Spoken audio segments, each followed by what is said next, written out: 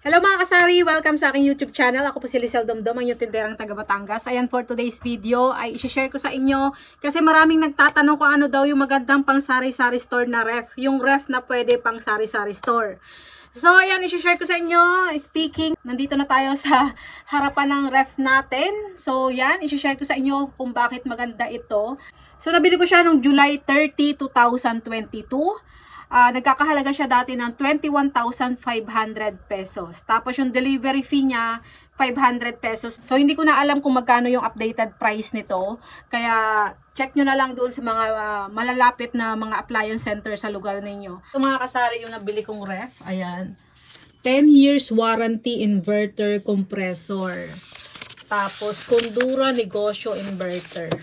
So nandito yung hindi ko natatanggal pa yung nakasulat dito.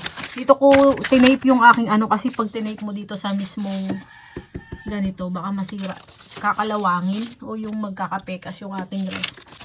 So ito yung hanapin yung unit Kondura model CTD. Marami kasing klaseng unit yan. Yan, CTD 311MN1.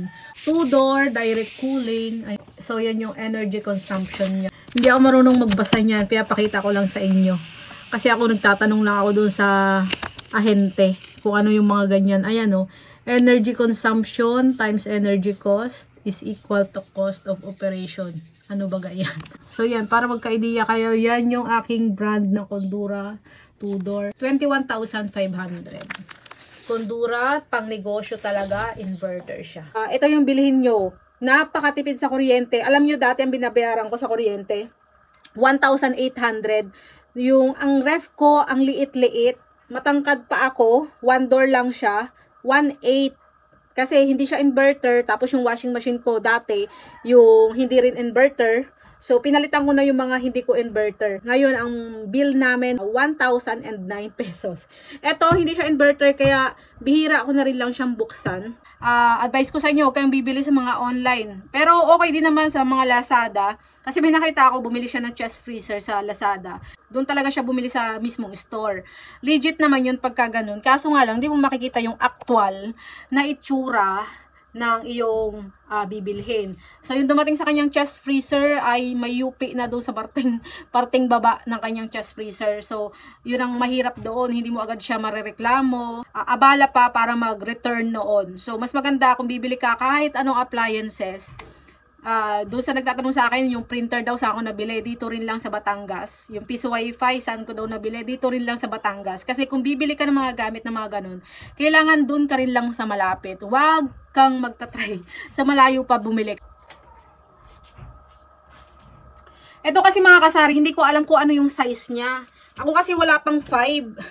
Mga 4'11 na ako, ganyan 4'10. So, ganun siya. Ayan, ganyan yung size niya. Hindi ko siya alam. 2-door siya. Ito yung pinaka-freezer. Ito yung pinakalagayan ng soft drinks natin. So, yan. Binili ko siya sa Royal Star. Dito sa Lipa. Nag-contact muna ako. Nag-canvas muna ako. Tinawagan ko muna lahat ng appliance center dito sa Lipa, sa Batangas. Kung alin ang mura. Para hindi na ako iikot-ikot pag nandun na ako sa city. Pagpunta ko doon, alam ko na agad yung pupuntahan ko. Kasi sa cellphone pa lang o tumawag pa lang ako sa landline.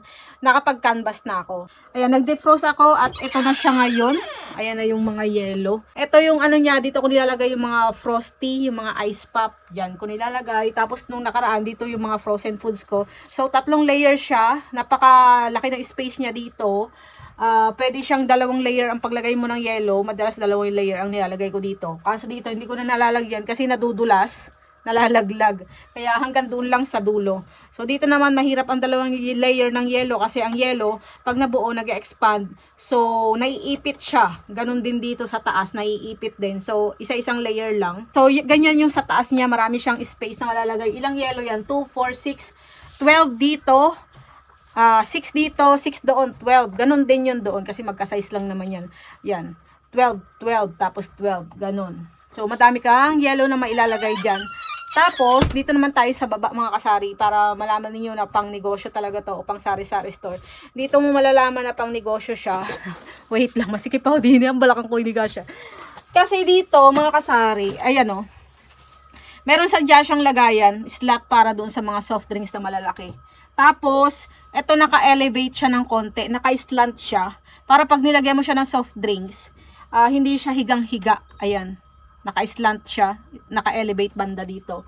Ganon din sa taas. So, ganyan kadami yung pwede mong ilagay dyan. Sobrang dami, ilang case na maliit yan. Tapos, yan, ganyan kadami. 1.5 dito ang Red Horse. Ayan, dito dapat 4 ang Red Horse. Kaso may nabila akong pakwan sa naglalako, bumili ako. Dito, hindi naman talaga ganyan kapuno lagi yung aking ref. Kaso magpipiesta nga bukas, baka maraming bisita na mga sa kapitbahay. Bumili na soft drinks, kaya ni-ready ko na para malamig na malamig. Alam niyo ba nag-yellow to? Ha? Alam nyo ba nag-yellow tong ref na to? Kaya tuwang-tuwa yung mga customer ko. Papakita ko sa inyo na nag-yellow ha. May part kasi dyan sa gilid na nag-yellow siya. So yung mga kasari ayun wait lang, lalagyan natin ng ilaw. So yung mga kasari talagang nag-yellow siya dito sa baba. Tapos ang temperature niya 1 lang. Kaya sobrang lakas niya kaya minsan hindi ko na siya nilalaksan, okay na siya. Kaso pag ganyang lang 1, matagal bumuo din yung yellow. Kung gusto mong makabuo agad, isagad mo sa 2 o kaya 3. Pero saglit lang yun, dapat ibalik mo ulit sa 1 para hindi mag-frozen yung mga soft drinks dito. So ganyan yung kanyang style dyan mga kasari. Ayan, meron ako doon mga panglutong mani. Tapos dito sa side na ito, so yan. Hindi ganyan din kapuno, baka sabihin ninyo, overloaded. Baka maraming bata lang bukas, kaya dinamihan ko na yung stocks ko dito sa ref. So yan, meron din tayo dyan mga sunblock nakalagay sa ref. Ewan ko ba dyan sa anak ko.